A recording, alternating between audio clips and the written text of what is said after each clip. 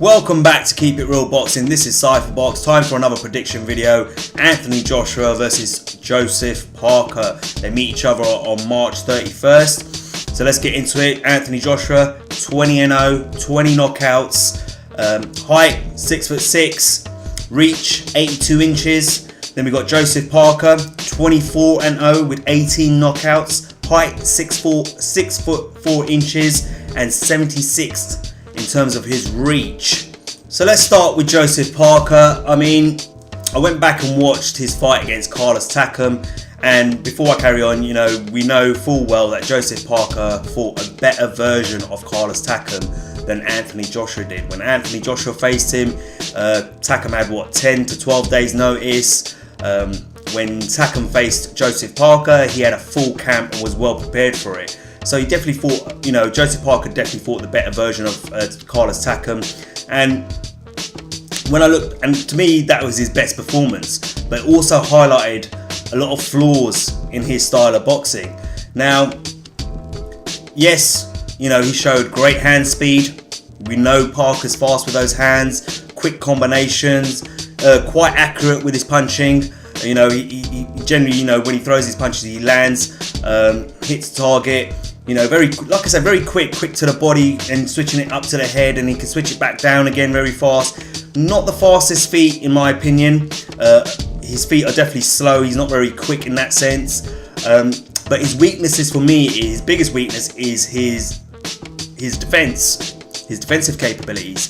And that was exposed in the Takam fight. I remember when that fight happened, I did an Instagram post on it, and I actually said that I felt, unless he improves on those defensive capabilities of his, those defensive flaws, against Anthony Joshua, he's gonna come unstuck. And that was back then, and I still think the same way now, because looking at his fights against Ruiz and even Hughie Fury, hasn't improved on that, in my opinion. He keeps his hands very low. When he starts the fight off, his hands are literally at chest height or just below it, across his sternum.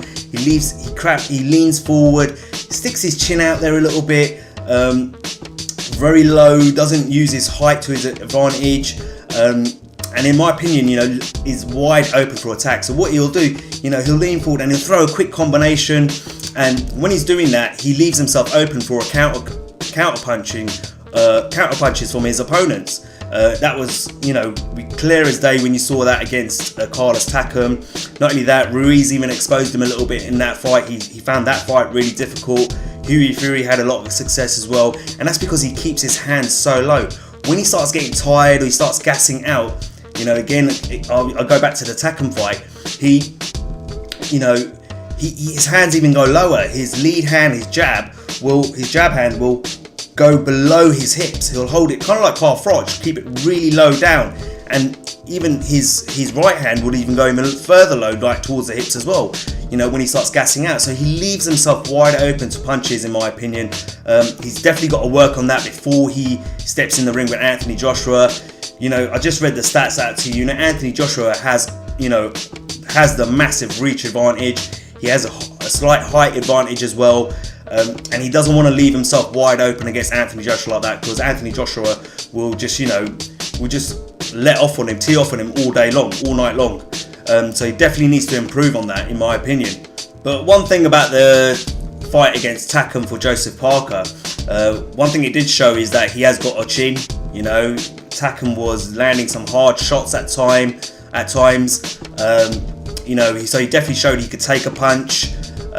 He showed a lot of grit, showed a lot of heart at times when you felt like, he wasn't going to probably come back in the next round, or he was completely gassed out, or he was empty, the tank was empty. He would find it from somewhere to pull out, a combination and then take back the round, the next round. So he showed a lot of heart and a lot of grit, and definitely showed a strong jaw, and showed durability, in my opinion, and showed that he's able to take a hard shot to the jaw. There's no doubt about that. I'm not going to sit here and say he's got a weak chin or anything like that.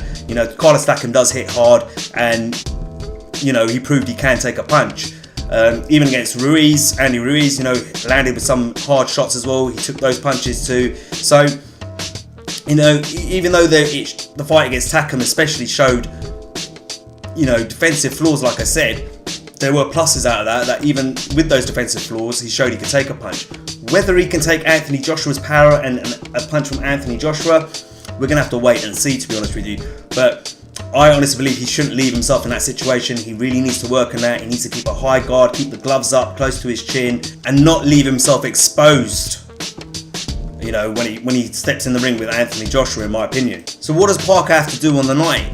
Well, Parker needs to box and box smart. You know, he definitely needs to use movement, use the ring.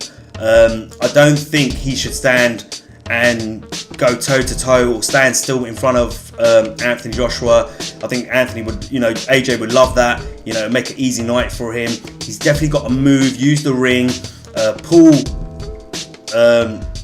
AJ around the ring, get him to follow him, get quick combinations off like he did against Carlos Takam, but keep a high guard, doing it from a high guard, quick combinations, jabs, 1-2s, get in, get out. Don't stand still, you know, don't allow Anthony Joshua to set and plant his feet, because if he does, you know what I mean, he's going to tee off on you, and you know what, you're going to feel it. So in my opinion, he needs to box and box smart. You know, I know he's been talking about a knockout. You know, we're all expecting him to go and see him go for a knockout, Joseph Parker. But in my opinion, I don't think he should force it. If it happens, it happens. If it comes, it comes naturally. I don't think he does, you know, knock out Anthony Joshua. But, you know, if that's what he's looking for, let it come naturally. Box smart, use the ring, use his savvy. Don't allow AJ to pin you down, especially against the ropes in the corner, because we know what AJ will do. He'll unleash those bombs on you, and, you know, he's relentless. He's got that killer instinct, that knows how to finish off his opponents. So, you know, I definitely think Parker needs to use a lot of movement, use that speed of his, that hand speed of his, get in, get out, and you know, get his shots off and rack up the points. If the knockout comes, let it come naturally. Don't go looking for it, don't force it, don't leave yourself overexposed, you know what I mean, overly exposed, or overextend yourself. You know, don't put yourself in dangerous situations like that, in my opinion. As for AJ, went back and watched a couple of his fights. Obviously watched the Klitschko fight, watched his fight against Dominic Brazil. Couldn't find obviously footage of his fight against Carlos Takam, but in his last two fights against Takam and Klitschko, I felt he came in way too heavy, carrying too much weight, too much muscle mass, you know, very stiff. In both those fights, I felt he lost his hand speed that we've usually seen from him. I definitely believe, you know, that affected the accuracy of his punches as well at time, and his ability to get out of the way of punches and take that little quick step back. I like to see AJ trim it down a little bit. At the press conference, he looked like he slimmed down a little bit, to be honest with you. Didn't look as big, as bulky as we've seen him in his last two fights, that's for sure. And I would like to see him go back to how he was looking when he fought against Dominic Brazil. He looked light on his feet, been able to get in and out nice and quick, pivot well, you know, create angles, etc. and stuff like that. And not only that, his hand speed was quicker. You know, of course, back then he was still working on things and still looking to improve, but his hand speed was quicker, the combinations were quicker. You know, he was able to respond. You know, when he hurt Dominic Brazil, he was able to jump in and respond and attack quicker and try and go for the kill. So I definitely think, you know, Anthony Joshua needs to cut a bit of weight, not come in as heavy as he has done in his last two fights, especially like he did in the Takam fight, like 254 pounds. Like, geez, come on. You know, slim it back down, get that speed back under you, because you're going to need that against Joseph Parker. Joseph Parker's quick. You know, he's got quick hand speeds himself, and you want to be able to get first to the punch. Another thing I noticed as well with AJ against when I watched the Vladimir Klitschko fight was that his defensive weren't as tight as they usually would. You know, he kind of left his lead hand, the jab hand, he left it out in front of him a little bit and left himself open on the left hand side. And he was kind of like putting it out there, pulling a little bit, you know, with it. Usually you see Anthony Joshua, he keeps a nice high tight guard, you know, next on both sides of his jaw, and boxes from within that guard, if that makes sense.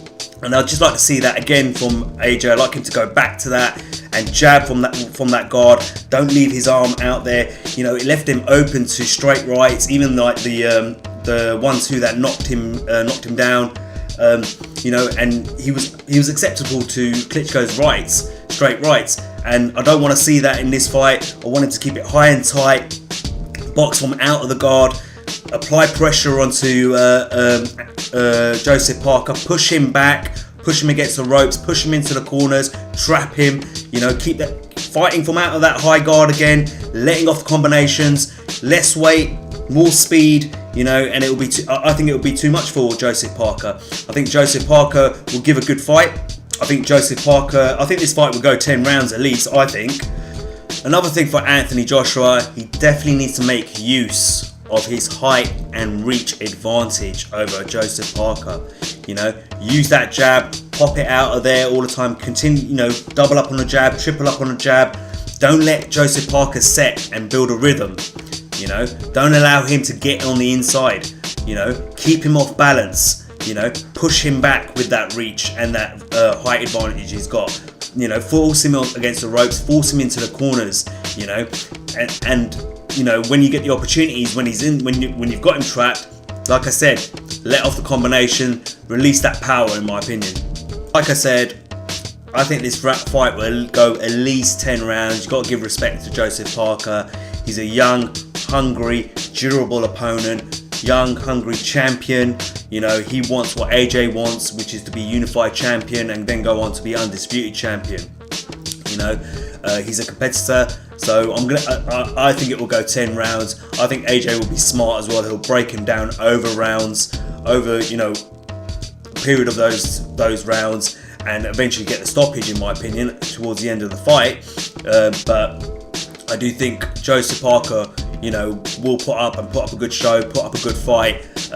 But in the end, I just think, like I said, I think Anthony Joshua will be too much for him. Another thing you've got to factor in is the whole occasion itself.